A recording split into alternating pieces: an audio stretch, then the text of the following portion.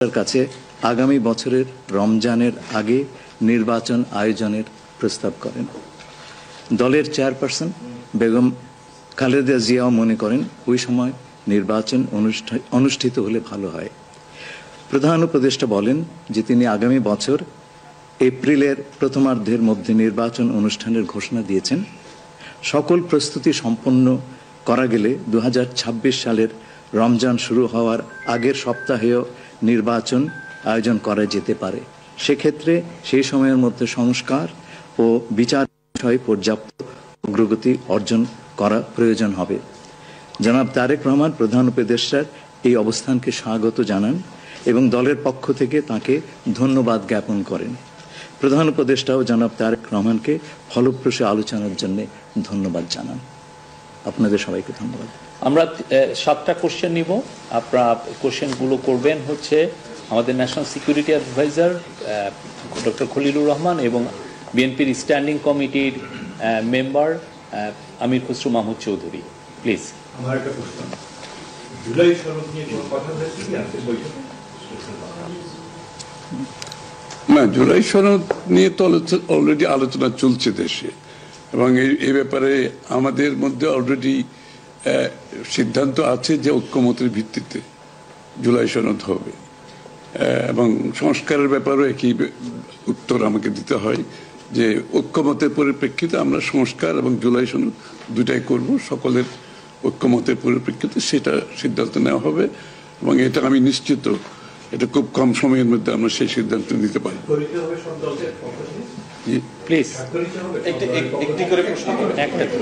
হ্যাঁ, ঐক্যমত যেখানে হবে স্বাভাবিকভাবে ঐক্যমতের পরিপ্রেক্ষিতে যে সিদ্ধান্ত হবে স্বাক্ষরিত তো হবেই, না হওয়ার কোনো কারণ তো নেই। Please please please please please উনি হচ্ছে যে যেটি বারবার যে কথাটি বলা হচ্ছে যে নির্বাচনের একটি সঠিক তারিখ নির্ধারণে আসলে সমস্যাটা কোথায়? একটি সঠিক তারিখ সুনির্দিষ্ট তারিখ, এর কোনো সমস্যাই নাই। আমরা কোনো সমস্যা দেখছি না। কেউ দেখলে পারে এটা ভুল দেখছেন। নির্বাচনের সম্পর্কে আজকে যৌথ বিবৃতিতে আমরা বলে দিয়েছি দুপক্ষই, এবং নির্বাচন কমিশন আমরা আশা করব শীঘ্রই একটা তারিখ ঘোষণা করবেন। নির্বাচনের কথা হচ্ছে দেশের রাজনৈতিক পরিবেশে অন্যান্য বিষয় নিয়ে কথা, সব বিষয়ে আলোচনা তো হবে স্বাভাবিক। আমরা তো নতুন বাংলাদেশ গড়ার প্রত্যয় নিয়ে সামনের দিকে এগোচ্ছি।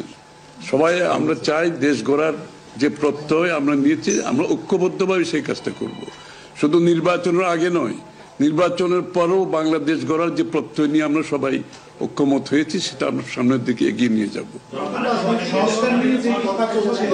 একজন প্লিজ প্লিজ উনি বলুন। সংস্কার নিয়ে যে দীর্ঘ আলোচনা হচ্ছিল, সেই সংস্কার বিষয়ে বিএনপির পক্ষ থেকে বা তারেক রহমান সাহেবের পক্ষ থেকে আপনারা কিভাবে রিঅ্যাক্ট করেছেন? যে আবার স্যার আমি শুনি, যে সংস্কার নিয়ে যে বর্তমান সরকারের যে একটা বিশাল রূপরেখা তৈরি হয়েছে, একটা বিশাল তালিকা, সেই তালিকা নিশ্চয়ই আজকে আপনাদের সামনে উপস্থাপন করা হয়েছে। যে সংস্কার বিষয়ে আপনাদের মতামত কি? বিএনপি কিভাবে সেটাকে? না, এটা তো পরিষ্কার। এটা এখানে না বোঝার কোনো কারণ নাই। বিষয়টা হচ্ছে সংস্কার। চিফ অ্যাডভাইজার সাহেব, তারেক রহমান সাহেব, আমরা সবাই একই কথা বলছি। যে বিষয়গুলোতে ঐক্যমত হবে সেগুলোতে সংস্কার হবে, তাই না? তো সংস্কারের বিষয়টা একটা চলমান প্রক্রিয়া। এমন না যে আজ সব সংস্কার এখন শেষ হয়ে যাবে।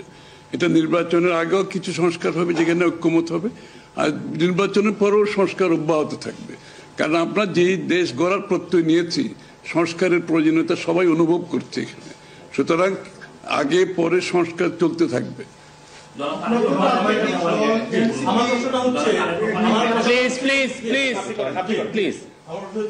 তারেক রহমান দীর্ঘদিন ধরে এখানে অবস্থান করছেন এবং স্বরাষ্ট্র উপদেষ্টাও বলেছেন ওনার দেশে ফিরতে কোনো বাধা নেই। ওনার এই ব্যাপারে কোনো আলোচনা হয়েছে কিনা বা কবে দেশে ফিরতে পারে? এই ব্যাপারে আলোচনার কোনো প্রয়োজনীয়তা আছে বলে আমরা মনে করি না। তারেক রহমান সাহেব যখন ইচ্ছা উনি দেশে ফিরে যেতে পারবেন, সুতরাং এটা সিদ্ধান্ত উনি নেবেন সময় মতো। আমি একটা প্রশ্ন করতে চাই। আমার প্রশ্ন আছে যে শেখ হাসিনার যে এই যে হত্যাযজ্ঞ, সেই হত্যাযজ্ঞের যে বিচার প্রক্রিয়া, সেই বিচার প্রক্রিয়ার সাথেও কিন্তু একটা বিষয় জড়িত। তিনি বলেছেন যে তার সময় অর্থাৎ নির্বাচনের আগেই শেখ হাসিনার যে বিচার প্রক্রিয়া তিনি শেষ করতে চান এবং পরবর্তী তাকে ফিরিয়ে আনার ব্যাপারে তিনি সিদ্ধান্ত নেবেন। এই ব্যাপারে আলোচনা হয়েছে কিনা, এবং যদি সেটা হয়ে থাকে তাহলে সেটাও এই নির্বাচনের রূপরেখার সাথে এটার কোনো প্রভাব ফেলবে কিনা? যৌথ বিবৃতিতে এর উত্তর দেওয়া আছে। সংস্কার এবং বিচার দুই বিষয়ে পর্যাপ্ত অগ্রগতি কথা বলা হয়েছে, এবং আমরা মোটামুটি কনফিডেন্ট যে এই অগ্রগতি আমরা নির্বাচন আগেই দেখতে পাবো, সম্পন্ন করা যাবে। রাজনৈতিক দল এনসিপি নির্বাচন কমিশন সংস্কার ছাড়া নির্বাচনে যাবে না বলে ঘোষণা করেছে। এই বিষয়ে কোনো এই ব্যাপারে এখানে আলোচনার কোনো সুযোগ আছে বলে আমি মনে করি না। এটা কি হয়েছে? সকল দলের সম্মতিক্রমে নির্বাচনটা অনুষ্ঠিত হবে। আমরা সেরকমই চাচ্ছি। নির্বাচন কমিশন, এই নির্বাচন কমিশনের অধীনে নতুন রাজনৈতিক দল নির্বাচনে যাবে না বলছে, নিয়ে কোনো আলোচনা? এটা ওনাদেরকে জিজ্ঞেস করেন। এটা যার প্রত্যেকটি দলের নিজস্ব মতামত আছে, তবে আমরা সকলকে নিয়ে নির্বাচনটা করতে চাচ্ছি। আচ্ছা, তাহলে কি আমরা বলতে পারি যে এপ্রিলে যে ঘোষিত যে নির্বাচনের রূপরেখা, সেখান থেকে সরকার কিছুটা সরে আসতে চাচ্ছে বা আসবে? যৌথ ঘোষণায় এই বিষয়টি সুস্পষ্টই বলা আছে। আপনারা শুনেছেন, যদি সকল কাজ সময় মতো আমরা করতে পারি এবং বিচার ও সংস্কারের ব্যাপারে পর্যাপ্ত অগ্রগতি হয়, তাহলে নিশ্চয়ই সেটা করা যেতে পারে। এখানে আমি একটু অ্যাড করি যে ইয়ের সাথে, যে মিটিংটা প্রথমে আমাদের দুই সাইডের ডেলিগেশনের সাথে হয়েছে এবং পরবর্তীতে 1 to 1 আমরা দুজনে দীর্ঘ সময় আলোচনা করেছেন। আপনারা কি সন্তুষ্ট কিনা?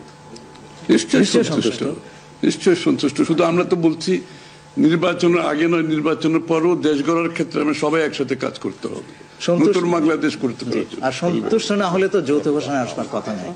এখন যে বিচার প্রক্রিয়া চলছে বিগত সরকারের যেগুলো, আপনি একবার কোশ্চেন শেষ করে দেন প্লিজ। না, আরেকটা লাস্ট কোশ্চেন নিব, লাস্ট